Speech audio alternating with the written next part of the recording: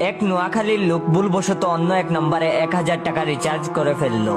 যখন সে নিজের ভুল বুঝতে পারলো তখন সে ওই নম্বরে অনেকবার ফোন করলো, কিন্তু ওই নম্বরের লোকটা ছিল বরিশালের, বেশ চতুর। মাগনা রিচার্জ পেয়ে সে তো মহা খুশি। তাই সে অন্য কারো বুকামি বুঝতে পেরে অচেনা নম্বরের ফোন আর ধরল না। নোয়াখাইল্লা ফোনের পর ফোন দিচ্ছে কিন্তু হেতে ধরে না। তখন নোয়াখাইল্লা বরিশাইল্লারে মেসেজ দিল, লস্কর ই তৈবায় বাংলাদেশ শাখায় আপনাকে স্বাগত। এখন থেকে আপনি আমাদের 420 নং সদস্য। আপনি আমাদের রিচার্জ স্বীকার করে আজ থেকে 90 তালেবানের সদস্য হয়ে গেছেন। আল্লাহ আপনার শহীদি মৃত্যু কবুল করুন।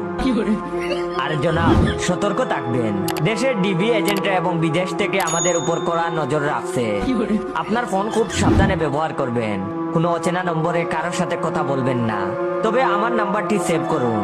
অতি শীঘ্রই পরবর্তী নির্দেশনা আসতেছে। নারায়ে তাকবীর, আল্লাহু আকবার। গাবরে গিয়ে বরিশাল্লাটার সাথে সাথে ফাইলারে ফোন করে বলল, মুরে সদস্য বানাইতে আমনেরে কইছে কেডা? মুরে বেকুব পাইছো? মুই কি তোমার দ্বারে টেহা চাইছি? না মোর 14 গোষ্ঠীতে কেউ তোমাগর সদস্য আছে? তখন নোয়াখাইল্লা বলল, জনাব, ইসলামের জবরদস্তি বলে কিচ্ছু নাই। আপনি যেহেতু নারাজ, তাহলে আমাদের রিচার্জের টাকা ফিরিয়ে দেন। সদস্য পদ অটোমেটিক বাতিল হয়ে যাবে। কল শেষ হবার 5 মিনিটের মধ্যেই নোয়াখাইল্লার মোবাইলে রিচার্জ ফেরত আসলো।